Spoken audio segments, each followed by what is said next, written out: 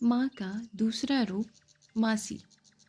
माँ सिर्फ वो नहीं होती जो जन्म देती है। माँ वो भी होती है जो पाल पोस कर बड़ा करती है।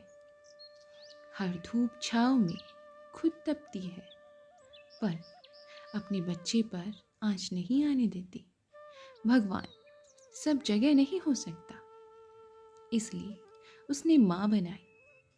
रूही पूरे घर में घूम घूम कर माँ को पुकार रही थी, पर आज उसकी एक आवाज़ सुनकर दौड़कर आने वाली माँ कहीं खो गई थी। लाख पुकारने पर भी नहीं आई। रूही का रो रो कर बुरा हाल था। आखिर कहाँ गई रूही की माँ? क्या हुआ उनके साथ? नीलम, रूही की माँ, एक फैक्ट्री में काम करती थी। उसका पति एक बेवड़ा और अय्यास आदमी था, जो बीवी की कमाई पर पलता था।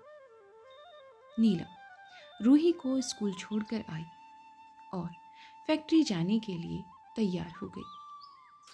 इतनी देर में दरवाजे पर दस्तक हुई और गाली गलौज की आवाज़ें आने लगी। बाहर शराबी दिनेश ने फसाद मचा रखा था और नीलम को गालियां निकाल रहा था। नीलम ने जैसे ही दरवाज़ा खोला, उसने उस पर चिल्लाना शुरू कर दिया। किस यार के साथ रंगरलियां मना रही थी? गंदी गालियां देकर बोला, जो दरवाज़ा खोलने में इतनी देर लगाई। दिनेश ने उसे दरवाजे पर ही मारना शुरू कर दिया। मार मार कर उसको अधमरा कर दिया। उसके पैसे हथियाए, नीलम को जोर का धक्का मारा और बाहर निकल गया। नीलम का सर दीवार से टकराया और खून की फव्वारे निकल पड़े। चोट इतनी तेज थी कि वो अपने आप को संभाल ही नहीं पाई। पड़ोसी नीलम को उठाकर अस्पताल ले गए। पड़ोसियों ने नीलम की बहन पूनम को नीलम की हालात का समाचार पहुंचाया। जब तक वो अस्पताल पहुंची, नीलम आखिरी सांसें गिन रही थी। नीलम ने पूनम से कहा और एक वादा लिया कि वो उसकी रूही का ख्याल रखेगी, और दम तोड़ दिया। पूनम ने नीलम का अंतिम संस्कार किया और दिनेश के खिलाफ एफआईआर दर्ज कराई। पूनम जब तक रूही के पास पहुंची, रूही का रो रो कर बुरा हाल था। माँ के बिना एक बच्चे का क्या हाल हो सकता है? पूनम ने रूही को गले से लगाकर प्यार से सहलाया और खाना खिलाया। रूही बार बार पूनम से अपनी माँ के बारे में पूछती। रूही के सवालों का पूनम के पास कोई जवाब ही नहीं था। पूनम रूही को अपने घर ले आई और अपनी बेटी के साथ रूही को भी पालने लगी। पूनम एक विधवा थी। उसकी एक ही बेटी थी और वो सरकारी स्कूल में अध्यापिका थी।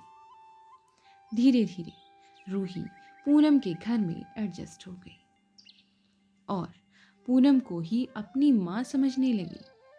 पूनम ने उसे इतना प्यार दिया कि उसे अपनी माँ समझने में उसे ज़रा भी वहम नहीं होता था।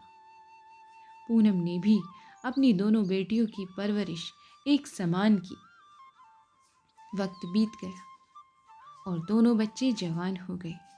रूही पढ़ाई में बहुत तेज थी।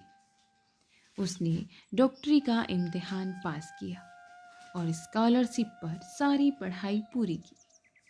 उसने अपनी माँ जैसी मौसी के नक्शे कदम पर चलकर पूनम का नाम रोशन किया